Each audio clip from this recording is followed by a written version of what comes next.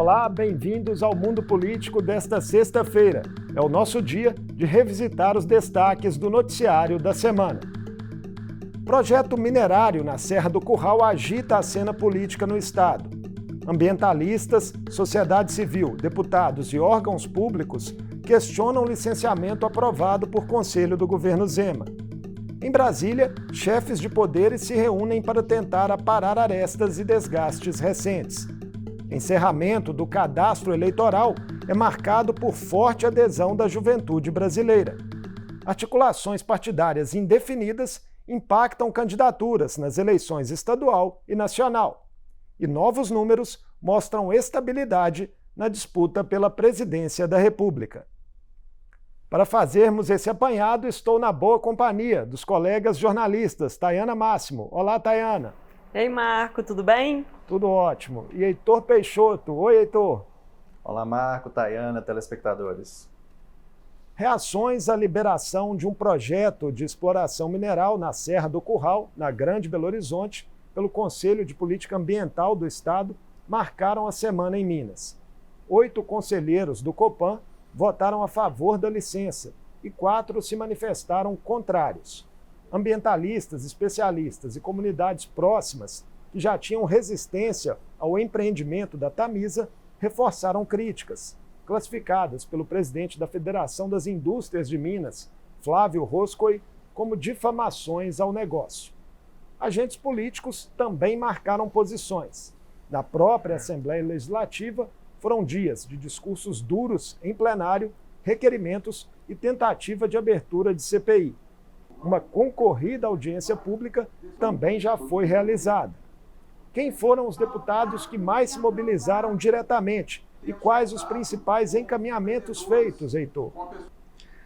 Pois é, Marco, a principal movimentação, mobilização nessa audiência foi de deputados da oposição, especialmente o protagonismo aí das deputadas mulheres da oposição aqui na Assembleia. Essa reunião que você mencionou foi uma audiência pública conjunta das comissões de Meio Ambiente e de Minas e Energia, ocorrida na quinta-feira.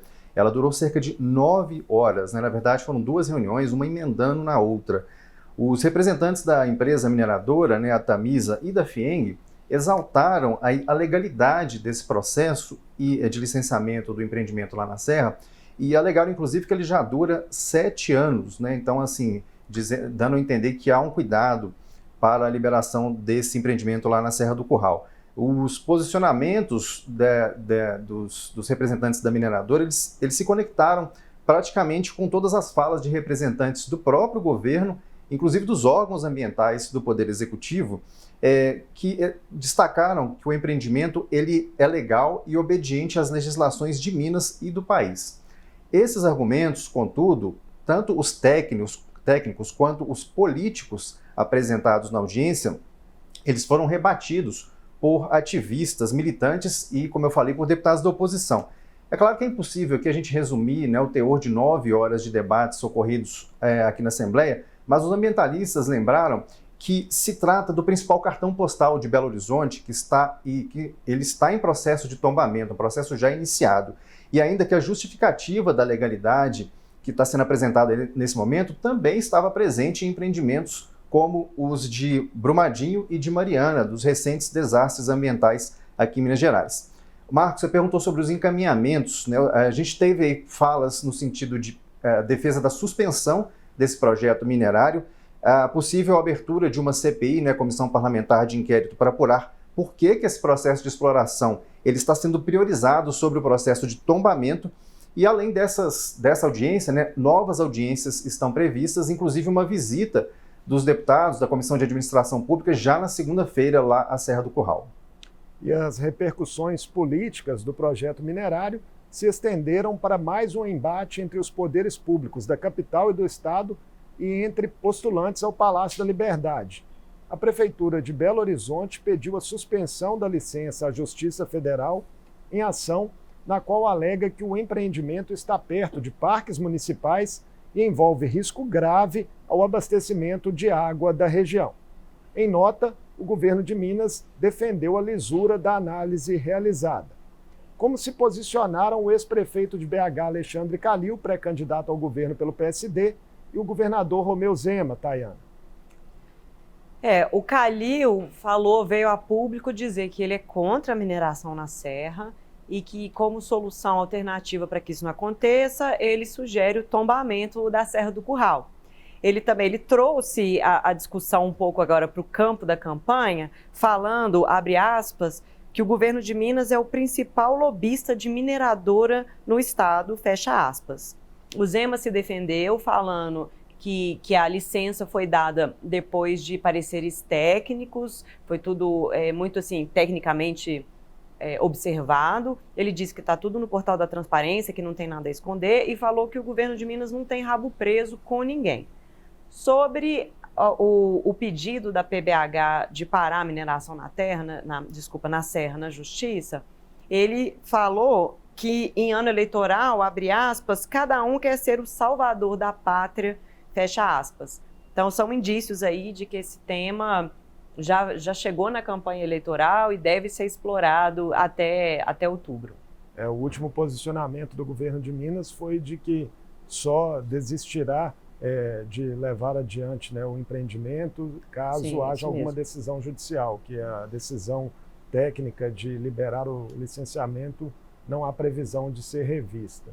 E a imprensa acompanhou atentamente as repercussões da liberação do empreendimento e surgiram algumas revelações. Tem empresas vinculadas a graves tragédias no estado envolvidas no projeto, Heitor? Pois é, Marco e Tayana, uma das sócias, né, desse empreendimento é a construtora Covan. As pessoas devem se lembrar muito desse nome, né? A empresa ela fez aquele viaduto que desabou em 2014 sobre um micro-ônibus, um carro e 2 caminhões na Avenida Pedro I, em Belo Horizonte, inclusive matando os motoristas do ônibus e do carro. As investigações da Polícia Civil naquela época apontaram que a Covan desprezou normas mínimas de segurança daquele empreendimento. A relação entre a Tamisa e a Covan ela está comprovada em estudos de impacto ambiental apresentados pela Tamisa tanto em 2014 quanto agora em 2019. Inclusive, o poço subterrâneo de captação de água na fase 1 desse projeto lá de exploração da Serra do Curral é de propriedade da Covan. E tem mais, em 2007, na mesma Serra do Curral, a gente teve 3 mineradoras contratando aí uma empresa para pesquisas minerais e geológicas em terreno de propriedade da Covan. Essa empresa contratada é ninguém menos do que a Vale, né? A mineradora Vale, a mesma Vale do desastre lá em Brumadinho e também acionista da Samarco no desastre lá de Mariana. Todos esses vínculos, né, de empresas aí presentes nesses desastres recentes aqui em Minas só fazem, então, Marco e Tayana, aumentar, né, a preocupação dos ambientalistas, das pessoas que estão aí levantando possíveis problemas desse projeto lá na Serra do Curral. Vamos aguardar as cenas dos próximos capítulos. E também surgiu nesta sexta-feira uma notícia ambiental preocupante no âmbito nacional. Dados do INPE apontam que as áreas com alertas de desmatamento na Amazônia alcançaram um recorde absoluto no histórico para o mês de abril. Foram derrubados 1.012 quilômetros quadrados de floresta. Foi a primeira vez que em um dos primeiros 4 meses do ano apresentou o desmatamento que ultrapassa a casa de 1.000 quilômetros quadrados. A vasta destruição ainda chama a atenção pelo momento em que ocorre.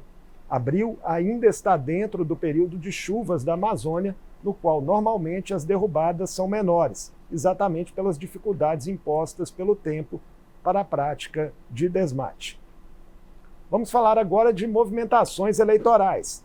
De olho no cenário em Minas, o presidente Jair Bolsonaro teve um gesto político que chamou atenção no último fim de semana.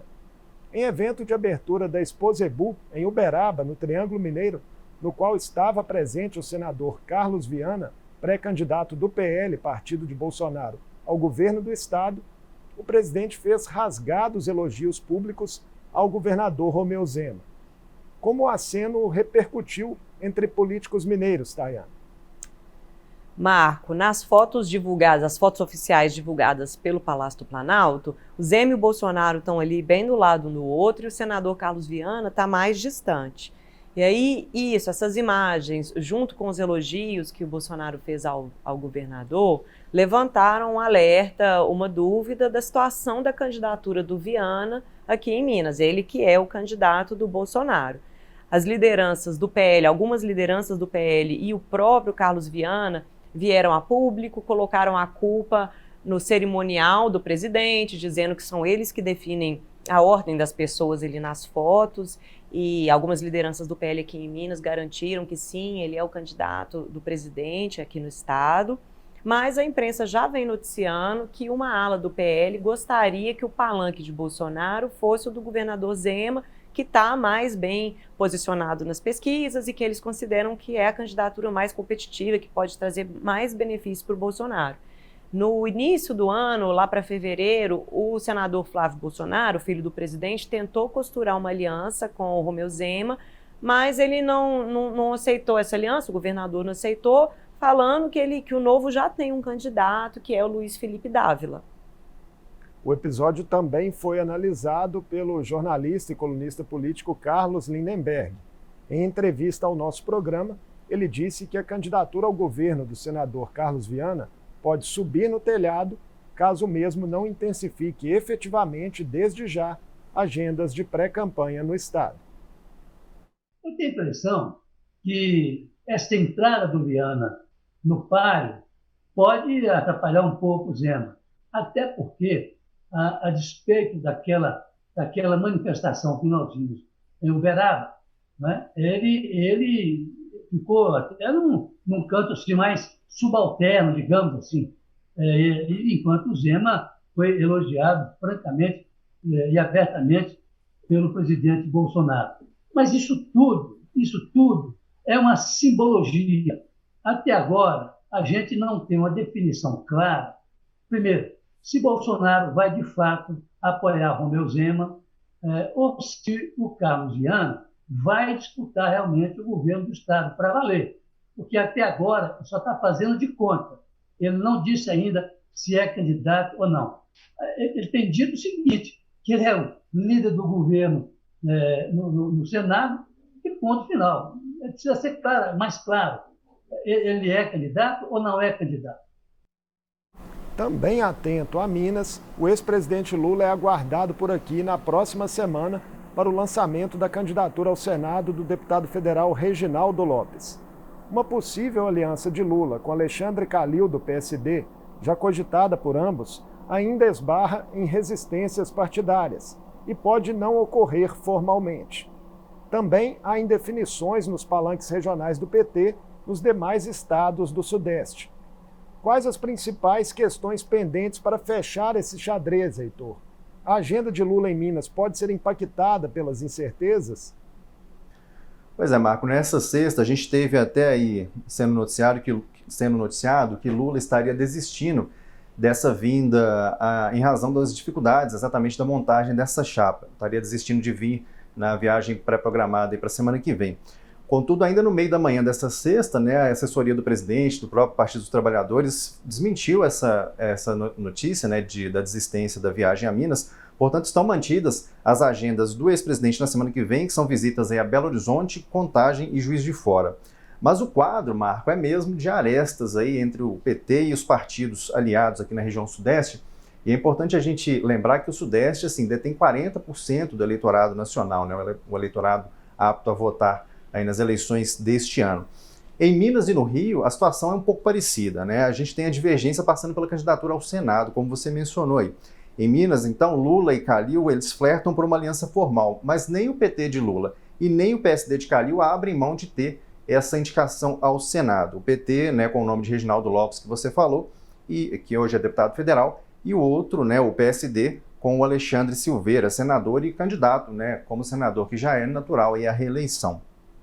Para manter o Reginaldo, Marco, na disputa, o PT acena com apoio informal a Calil, né, o que naturalmente não agrada ao ex-prefeito de Belo Horizonte, até porque numa aliança informal, por exemplo, a gente não tem a permissão da legislação de agregar tempo de TV, por exemplo, né, para Alexandre Calil nessa disputa, ao contrário do arranjo formal. Lá no Rio de Janeiro, a situação é um pouco semelhante, mas lá envolve arestas aí com o PSB, que é o partido de Geraldo Alckmin. A legenda lá tem Marcelo Freixo ao governo e Alessandro Molon ao Senado. E o PT também estuda lançar o nome do presidente da Assembleia, que é do Partido dos Trabalhadores, né, logicamente, para um desses dois cargos. E o diálogo lá entre os partidos de Lula e Alckmin também está sendo posto à prova lá em São Paulo, mas lá na disputa especificamente ao governo, porque o PT tem o líder das pesquisas, né, o Fernando Haddad, e o PSB, partido de Geraldo Alckmin, vice de Lula, tem um candidato competitivo que é Márcio França, que inclusive já foi governador de São Paulo. E em meio a esse cenário eleitoral que ainda guarda indefinições, tem legenda que já decidiu como se posicionar nas disputas pelo governo de Minas e pela presidência da República. Curiosamente, se aliando a candidaturas de ideologias opostas. Tayana, como os representantes do Solidariedade explicaram os recentes anúncios de apoios ao ex-presidente Lula e ao governador Romeu Zema? O Solidariedade, ele oficializou o apoio ao ex-presidente Lula num evento nacional na terça-feira, mas na segunda-feira, aqui em BH, o deputado estadual Wendel Mesquita realizou um evento com a presença do Alexandre Silveira, que é o senador do PSD. E nesse evento, várias lideranças do Solidariedade afirmaram que querem caminhar com o Zema e com o Alexandre Silveira, que é o pré-candidato na chapa do Calil. Então a gente tem aí apoio ao Lula, ao Zema e a um candidato ligado ao Alexandre Calil. Inclusive, o presidente estadual da legenda, o Zé Reis, afirmou que queria caminhar com Zema e Alexandre Silveira. O deputado Wendel Mesquita, quando perguntaram para ele nesse evento esse apoio, né, a alianças divergentes, o que ele achava disso, ele falou que isso é da democracia e que a democracia está acima de qualquer ideologia partidária, que eles têm que ter um diálogo com todos os partidos. Agora, parece que esse apoio ao Zema pode ter gerado um mal-estar no Solidariedade Mineiro, porque outro dia mesmo, o secretário-geral do partido, que é o Luiz Carlos Miranda, veio a público dizer que nada estava definido, que os apoios do partido só vão ser definidos nas convenções partidárias no meio do ano e que, por enquanto, os filiados têm direito de pessoalmente falarem quais são as preferências com quem que eles querem caminhar, mas uma posição formal do partido só vai ser definida daqui a alguns meses na convenção. Ele fez questão de deixar claro que esse apoio ainda aqui em Minas não é garantido. Ainda no cenário da disputa estadual, a campanha do ex-prefeito de Belo Horizonte, Alexandre Calil, definiu estratégias para tentar ganhar força no interior, onde as pesquisas realizadas até o momento apontam larga vantagem de Romeu Zema. Calil e seus aliados vão botar mais os pés na estrada, Heitor? O que está sendo planejado? Pois é, Marco, Tayana, o Calil está planejando aí uma agenda de viagens ao norte, ao Rio Doce, ao Vale do Aço, Jequitinhonha e Mucuri. A estratégia, logicamente, da campanha é fazer Calil conhecido em todo o estado, porque, embora ele tenha tido uma votação bastante expressiva na votação aqui para disputar a Prefeitura de Belo Horizonte, né? Ele liquidou a fatura no primeiro turno de 2020, existe essa necessidade, né, de se fazer conhecido em todas as regiões do estado para garantir ter uma competitividade com relação a Romeu Zema. As cidades e as datas dessas visitas, né, vão ser definidas ainda, mas a prioridade é estar nas regiões mais pobres do estado e onde Zema teve o pior desempenho em 2018. Outra razão dessa prioridade, né, a essas regiões é exatamente alinhar a campanha de Calil à do ex-presidente Lula, exatamente por causa dessa natural aproximação que existe aí entre as duas campanhas, e são as mesmas localidades que o Lula disse querer visitar numa manifestação que ele fez no final do ano passado ainda, né? São as mesmas regiões ali que Lula já estava mapeando para visitar na campanha de 2022. Calil aí está em preparação, né, para essa maratona eleitoral que o aguarda, inclusive uma curiosidade aqui, que ele adotou uma dieta low carb, emagreceu 21 quilos nos últimos 12 meses, né? A dieta estaria sendo acompanhada pelo filho do ex-prefeito, né, o Felipe Calil, que é um médico ortopedista. Então, porque a gente sabe, né, a gente que acompanha as disputas eleitorais exige, inclusive, fisicamente bastante dos candidatos. O Calil já está de olho nisso também. Está se preparando aí para maratona, né, de cafés, bolos, pães de queijo, né, quitutes aí, que todos os candidatos em eleições em Minas têm que passar por isso nas suas agendas. Agora os novos números da sucessão presidencial. Pesquisa IPESP-XP, divulgada nesta sexta, não mostra alterações no cenário eleitoral. Vamos conferir os resultados coletados essa semana com 1.000 entrevistas de abrangência nacional e margem de erro de 3,2 pontos percentuais. Primeiro cenário estimulado. Lula permanece na liderança com 44%, um ponto a menos que na rodada anterior, seguido do atual presidente Jair Bolsonaro com 31%, mesmo patamar de 2 semanas atrás. Na sequência, Ciro Gomes marcou 8%, João Dória 3% e André Janones 2%. Simone Tebet e Luiz Felipe Dávila 1%. Outros candidatos não pontuaram. Brancos e nulos somaram 8% e 2% não responderam. No levantamento espontâneo, Lula lidera com 38%. Bolsonaro oscilou 1 ponto para mais, indo a 29%. Ciro alcança 4%. Dória, Janones, Tebet, Dávila e o ex-juiz Sérgio Moro aparecem com 1% cada. A simulação de segundo turno também mostrou estabilidade. Na disputa entre Lula e Bolsonaro, o petista lidera com 54% contra 34% do presidente. Brancos e nulos somam 12%. O ex-presidente também supera outros candidatos, como Ciro Gomes e João Dória.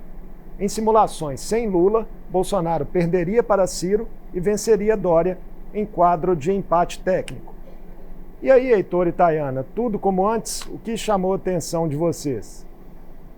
Ô Marco e Tayana, no atual estado de coisas, né, que a gente viu aí nessas pesquisas, a gente vê que os dois candidatos, eles estão no que a gente pode identificar como sendo um platô, né? A gente não sabe se vai ser definitivo, lógico, mas estão num momento ali de muita estabilidade, né? Esses dois, né? O Lula e o Bolsonaro. O ex-presidente Lula, por exemplo, ele está a 12 rodadas dessa pesquisa, oscilando apenas dentro da margem de erro, que em valores aí de 42% a 45%. Lembrando que a margem de erro dessa pesquisa é um pouco maior do que a do Datafolha, por exemplo. Essa pesquisa é de 3,2%, né? O Bolsonaro, ele até teve crescimento acima da margem, aí somando as últimas 4 rodadas da pesquisa. Ele cresceu 5 pontos nessas 4 últimas pesquisas. Mas nas 3 últimas ele parou de crescer, estabilizou ali na faixa de 30 a 31 pontos percentuais.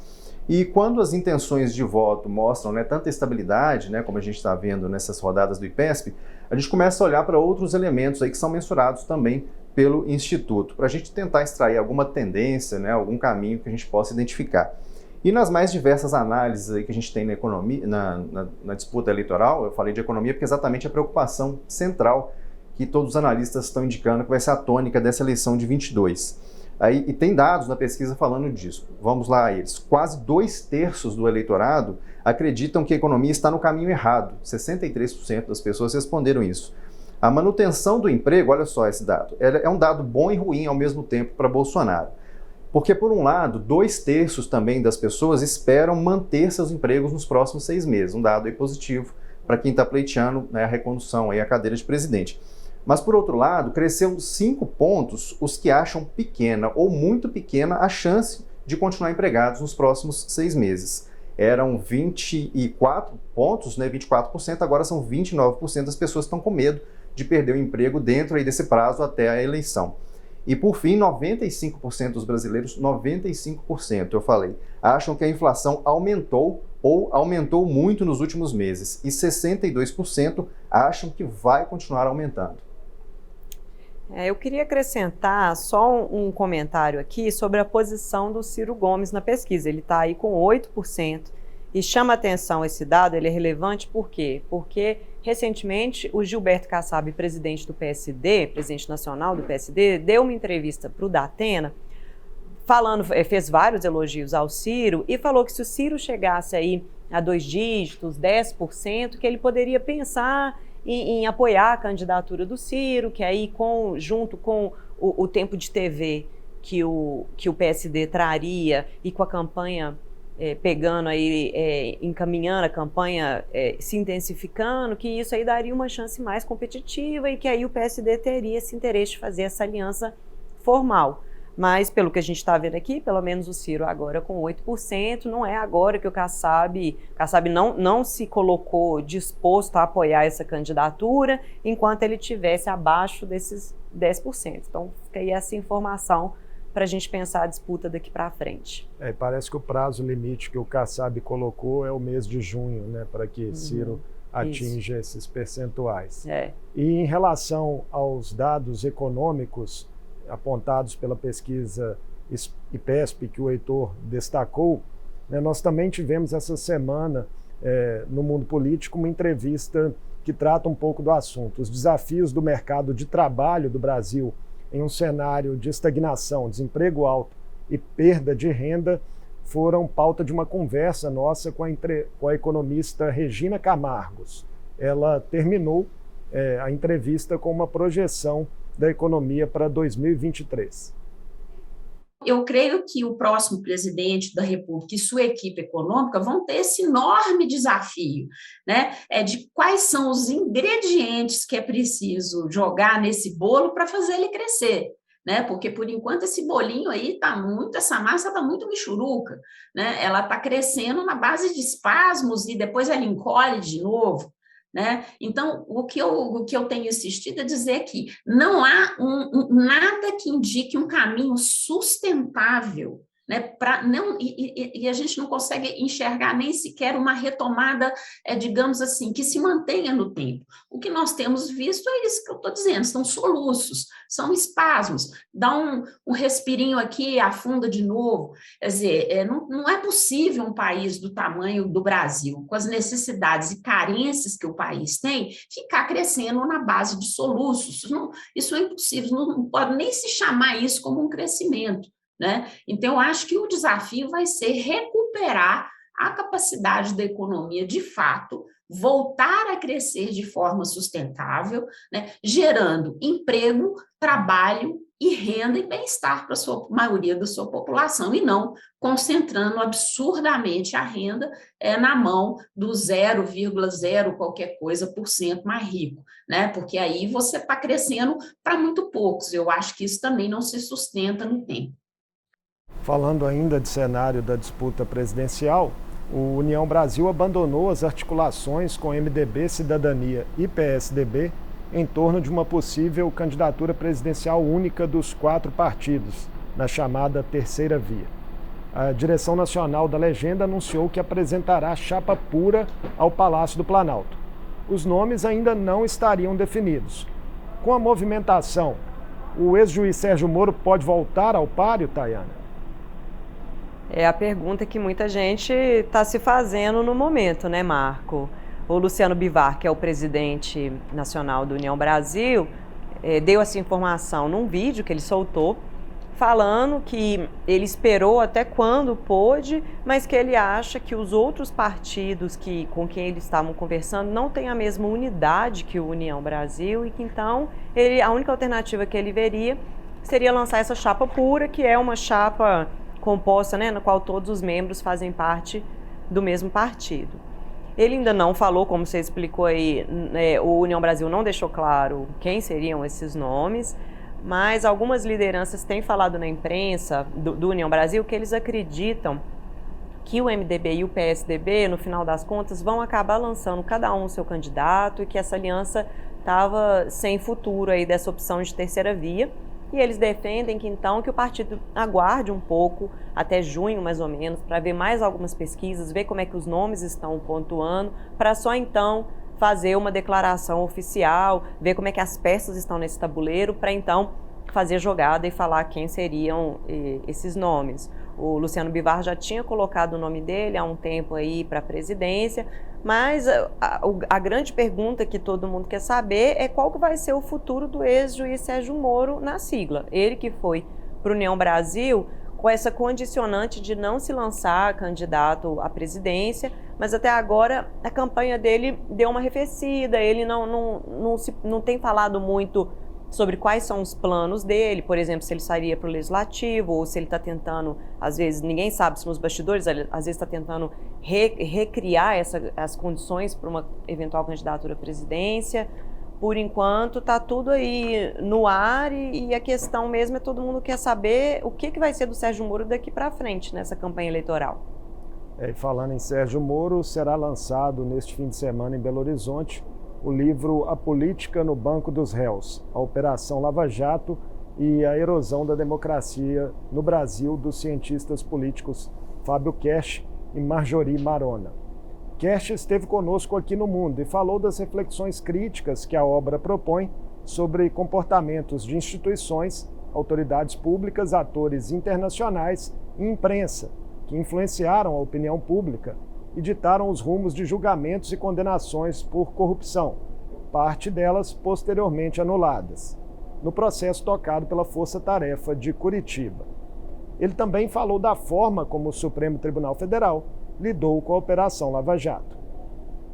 A corte, às vezes, é muito entendida como uma corte política, partidária, acima do bem e do mal, quando, na verdade, nós, a ciência política, a professora Marjorie Marona, a gente entende a Suprema Corte como também um ator político, então também sensível aos humores da sociedade. E, na verdade, a Suprema Corte muda quando, de certa forma, também a unanimidade da Lava Jato junto à sociedade começa a perder força. Quando a Lava Jato tinha uma espécie de unanimidade na opinião pública, a imprensa cobria de uma maneira totalmente alinhada com Curitiba, o Supremo também jogava, vamos dizer assim, nesse time que estava composto pela maioria. Quando a operação começa a ser questionada, e claramente quando os diálogos vieram à tona, o Supremo recua. Então, o que a gente pode dizer, para resumir aqui, é que o Supremo também é um ator político e também joga um pouco com os humores, vamos dizer assim, da sociedade. No portal da Assembleia, na internet, você encontra a íntegra dessa e de todas as entrevistas do programa. Nós também temos a nossa versão em podcast, basta procurar por Mundo Político no seu tocador favorito. E ganharam destaque internacional essa semana declarações dadas pelo ex-presidente Lula à revista americana Time, em entrevista de capa da publicação sobre a guerra na Ucrânia. Lula disse considerar o presidente ucraniano, Volodymyr Zelensky, tão culpado quanto o presidente russo, Vladimir Putin, pelos confrontos que já geraram mais de 5 milhões de refugiados no leste europeu. O mérito da declaração dividiu analistas, Heitor. Olha, Marco, Tayana, do que eu pude acompanhar pelo menos, o que deu para perceber foi que assim, essa simetria proposta por Lula entre Volodymyr Zelensky, presidente da Ucrânia, e Vladimir Putin, ela teve mais adesão só nas alas mais ideológicas da esquerda, né? Ela repercutiu muito mal, inclusive entre vozes mais moderadas do próprio campo progressista, né? Onde Lula quer se situar. Mais do que isso, ao disparar contra Estados Unidos, contra a União Europeia, né, a quem Lula inclusive responsabilizou pela guerra, e também contra a ONU, né, por uma suposta irrelevância nesse atual contexto, né, geopolítico, ele acendeu um alerta, inclusive, que antes não estava colocado, de uma possível incapacidade do Brasil, num próximo governo Lula, se ele se confirmar, de mediar conflitos, né, desse papel que o ex-presidente Lula tentou exercer ali nos seus dois governos, entre 2003 e 2010. Essas falas dele não dialogam, inclusive, com aquela conduta que o ex-presidente tinha naqueles dois governos. Aparentemente, né, o ganho de Lula com essas falas, em específico, né, pelo que a gente pôde ver, parece que é zero o ganho político, eleitoral dele, não só dentro como fora do país, e pode ter gerado, então, arranhaduras aí no apoio de quem quer e procura ver um pouco mais de moderação no ex-presidente. A gente teve aí uma postagem, né, um conteúdo publicado pelo jornalista Valdo Cruz, né, do Grupo Globo, do portal G1. Ele disse que conversou com aliados do ex-presidente Lula e para esses aliados, quer dizer, gente que está próxima, o ex-presidente está abusando do direito de errar. Essa foi a colocação, inclusive, entre aspas, que o Valdo Cruz pontuou. E que as declarações controversas, né, como essa, se somam a outras. A gente teve recentemente Lula, inclusive, tendo que se retratar por declarações sobre aborto e sobre os policiais. Então, as pessoas, né, próximas ao núcleo do presidente pedindo mais moderação e mais contenção nessas declarações, sobretudo aquelas de improviso, né? Ainda na cena internacional, o governo da Alemanha anunciou essa semana que vai convidar 4 países em desenvolvimento para a cúpula do G7, que se reunirá em junho. É o grupo que reúne aí as 7 maiores economias do mundo. Mas assim como ocorreu em 2021 e em 2019, o Brasil ficou de fora. Senegal, África do Sul, Índia e Indonésia foram as nações escolhidas. Como especialistas e observadores da nossa política externa avaliam mais esse preterimento, Tayana? O que o Brasil perde com a ausência? Os analistas estão avaliando essa falta de convite como uma perda de prestígio internacional do Brasil. Como você já deu exemplo aí, já é a terceira vez que o Brasil não é convidado para o G7 para se sentar à mesa com as economias mais industrializadas do mundo. O Brasil, que antes era um participante, costumava participar bastante no passado, participou bastante desses eventos, mas desde que o presidente Jair Bolsonaro tomou posse, o governo brasileiro ainda não foi convidado nenhuma vez para ir ao G7. E os analistas têm visto como um desprestígio e talvez como uma consequência dessa política externa mais errática do presidente, que já acabou ofendendo alguns líderes no Twitter ou em algumas falas mais duras que ele já fez. E, por enquanto, nem o presidente, nem o Itamaraty comentaram o caso. A semana registrou ainda uma forte declaração do relator especial da ONU para a liberdade de reunião e de associação, o togolês Clément Vollet, sobre o Brasil.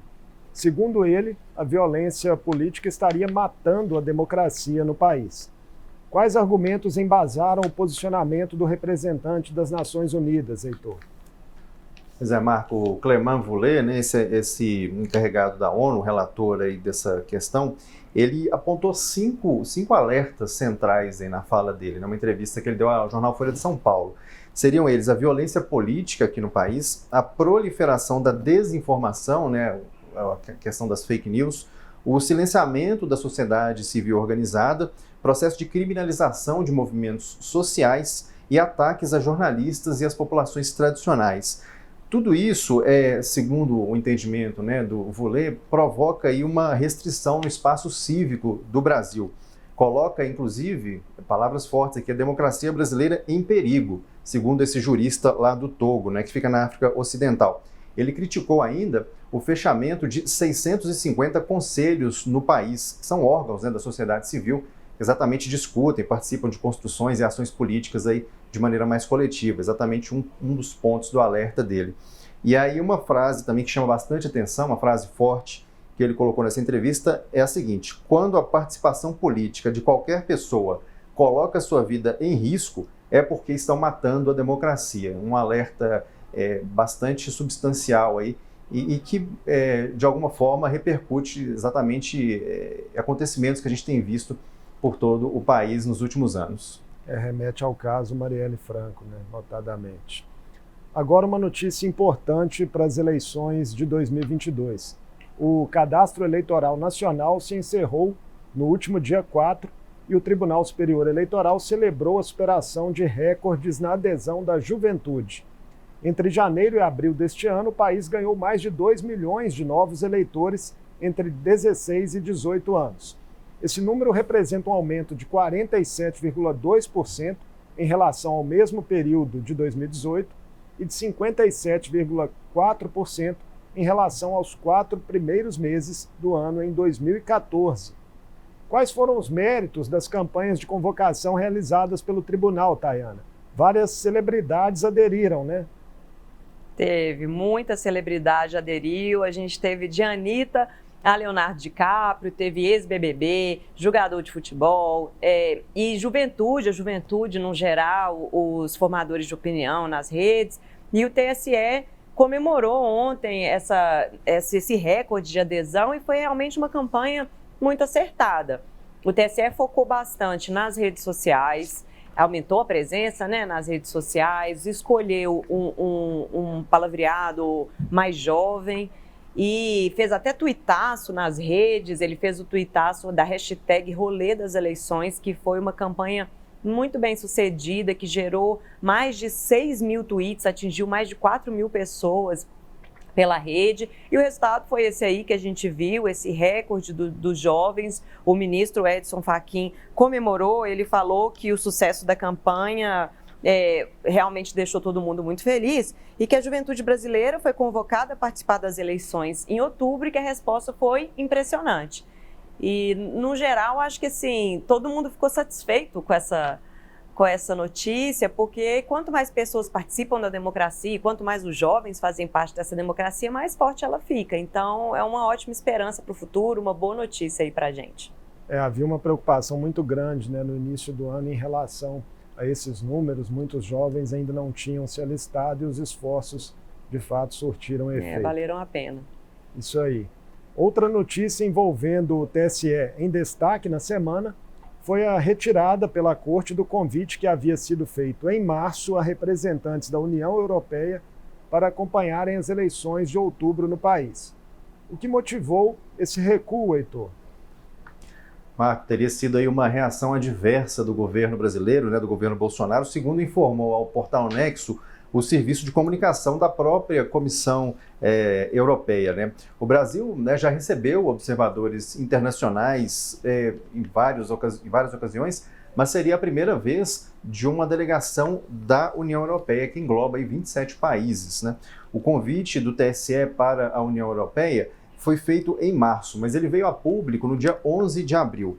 E olha só, 2 dias depois, o Ministério das Relações Exteriores do Brasil divulgou um comunicado oficial se opondo a esse monitoramento, né? A justificativa para essa recusa foi uma justificativa até técnica, né? Segundo o Itamaraty, não é tradição do Brasil ser avaliado por organização internacional da qual não faça parte. Contudo, se o objetivo da presença de observadores internacionais é de verificar aí se a disputa foi limpa, né? Enfim, se não houve nenhuma ilegalidade, o Bolsonaro, que tanto questiona, né, a lisura do processo eleitoral brasileiro, chama atenção, né, uma recusa de monitoramento internacional. E também, agora por outro lado, né, não surpreende porque, dado o distanciamento do governo brasileiro, né, de alguns dos países mais importantes, mais relevantes da União Europeia. A gente pode citar aí, por exemplo, a França, né, a gente teve vários atritos já do Bolsonaro com Emmanuel Macron, e também o distanciamento com a Alemanha, né, as duas principais nações aí da comunidade europeia.